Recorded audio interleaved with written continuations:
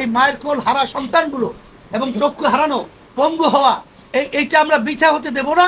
এবং জুলাই সনদকে আমাদের আইনি ভিত্তি এটা আমাদের নিশ্চিত হতে হবে। তারপরে আমাদের নির্বাচন বলেন যাই বলেন এটা আমাদের জন্য কোনো ফ্যাক্ট না। যে জুলাই এবং 5ই আগস্ট 2024 যে গণ অভ্যুত্থান, এত হাজার মায়ের কোল খালি হলো, সন্তান হারা হলো, অনেকে পঙ্গু হলো, চক্ষু হারালো। আমাদের একটা আশা আকাঙ্ক্ষা নিয়েই কিন্তু আমরা মাঠে ছিলাম। সেখানে আমাদের মৌলিক বর্তমানে যে অন্তর্বর্তীকালীন সরকার রয়েছে তাদেরও মূল দায়িত্ব কর্তব্য প্রধান উপদেষ্টা বলেছেন যে এখানে মৌলিক সংস্কার হবে, এরপরে দৃশ্যমান বিচার হবে, তারপরে জাতীয় নির্বাচন হবে। এইটা করতে গিয়ে ঐক্যমত্য কমিশন তৈরি হয়, সেখানে সব দল ওখানে আলোচনা মাসব্যাপী করে, সেই মাসব্যাপী করার পরে একটা জুলাই সনদ তৈরি হয়েছে।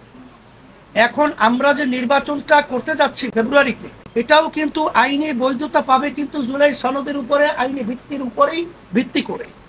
সেখানে জুলাই সনদটা যদি আইনি ভিত্তি না পায়, সেখানে নির্বাচনও কিন্তু বৈধতা থাকবে না এবং অন্যান্য সরকারও কিন্তু বৈধতা থাকবে না। আর আমাদের তো আপনারা জানেন, বর্তমান যদি সংবিধান এটা বহাল থাকে তাহলে নিয়ম অনুযায়ী 29 সাল পর্যন্ত তো আওয়ামী লীগ এখন পর্যন্ত ক্ষমতায়।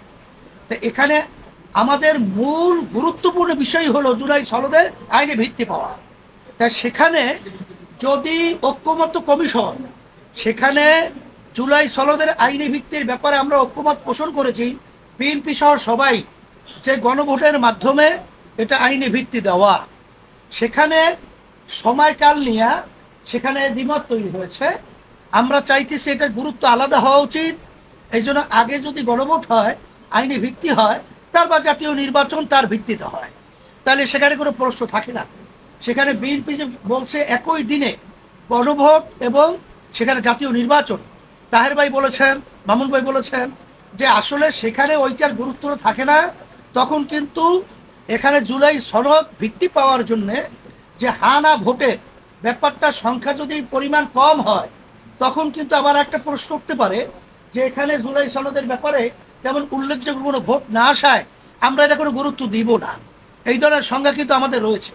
এখানে এনসিপি সহ অন্যান্য আদার যে দল রয়েছে, আমরা সবাই তো জুলাই সনদে, বিএনপি সহ আমরা সবাই তো মাঠে ছিলাম যে আমাদের দেশ সুন্দর করার ব্যাপারে। তারা কেন এই ব্যাপারটাকে গড়িমসি করছে এটা কিন্তু আমাদের বুঝে আসেও না, এটা আমাদের বুঝে ধরেও না। এখন তারা কি কোথার থেকে এই চিন্তার মাধ্যমে এটা বলছে এটা আমরা বুঝছি না। এখানে খরচের কথা বলছে এবং এরকম নজির কোনো তামাম দুনিয়ার মধ্যেও নাই যে একই দিনে কোনো একটা, কারণ আগে বাংলাদেশে তো আমাদের গণভোট হয়েছে, সেখানে কি জাতীয় নির্বাচনের সাথে একত্রিত হয়ে কোনো গণভোট হয়েছে এরকম ইতিহাস তো নাই। এখন আপনারা যে বলছেন যে আপনাদের রাজনৈতিক দলের ভিতরে অনৈক্যের কারণে জাতি হতাশ এবং সবাই হতাশ, বাস্তবতা তো তাই।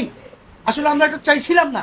আমরা যারা নাকি জুলাই এবং আগস্টের গণ অভ্যুত্থানে যারা আমরা মাঠে ছিলাম, আমরা সবাই একত্রিত হয়ে আজকে ধন্যবাদ জানাই আমরা যে আজকে যে অন্তর্বর্তীকালীন সরকারের প্রধান যে বক্তব্য রেখেছেন, তিনি যে বলেছেন যে আপনার রাজনৈতিক দলরা বসে এক সপ্তাহের মধ্যে আপনারা সিদ্ধান্ত নেবেন।